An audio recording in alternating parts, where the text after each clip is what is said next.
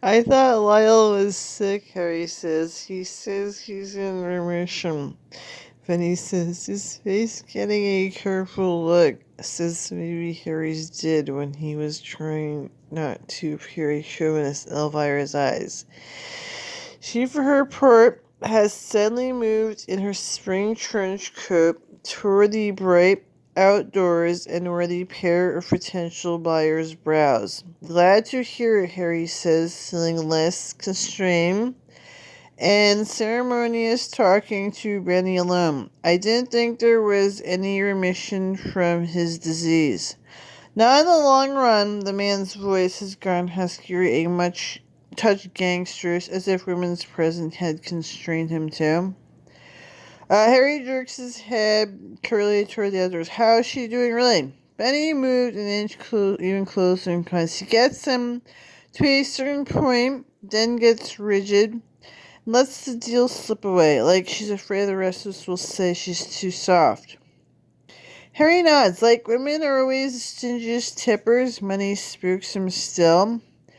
He says, loyal to the changing times of his son's innovation. I think it's a good idea. Like lady ministers, they have people's touch. Yeah, the jolly small man cautiously allows, gives the place a little zing, a little something different. Where is Lyle, did you say? He wonders how much these two are concealing from him. Protecting Nelson. He was aware of eye signals between them as they talked, a maze of secrets, this agency he built up in his own image since 1975 when the old man Springer suddenly popped one summer day like an overheated thermometer, a lot of hidden stress in the auto business. Chancy yet you've struck with all that inventory. He was in Nelson's office 10 minutes ago. Doesn't he use Mildred's, Harry explains. Mildred Krause was the bookkeeper for years here. When you were just a kid. In terms of Springer Motors, he had become a historian. You remember when the appliance rental place up the road had a big sign saying disco remade from Mr. Peanut and Spats and Tops, branching a stick and yum. But Benny seems to know all he wants to. Says that's a kind of conference room now. There's a couch in there. Anybody needs all of a sudden to take a nap. Lyle used to, but now he works mostly at home with his illness. How long has he got it? Benny got that careful look at least a year. The HIV virus can be inside you for 5 years before you know it. His voice gets huskier. Comes closer still. Couple of the mechanics quit when Nelson brought him in as an accountant in his condition. We got to hand it to Nelson. He told them to go ahead quit if they wanted to be superstitious. He saw now that you can't even get it from casual contact and then take it or leave it. How many go for that? Oh, Manny, oh yeah, Mr. Manning in service. I understand that the reason he left finally, he's been shopping. Here the other agencies, but these age, it's hard to make a jump. Said it, Harry said. It looks like another customer out there. Better help Elvira out.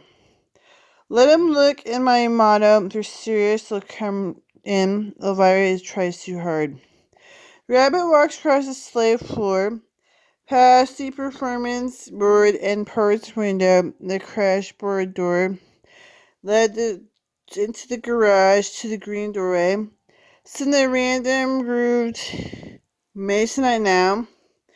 Painted a dusty rose of what used to be his office. Elvira was right. The photographic blow-ups of his basketball headlines and half-tone newspaper cuts haven't been tossed out but are up on Nelson's wall, where the kid has to be looked every day.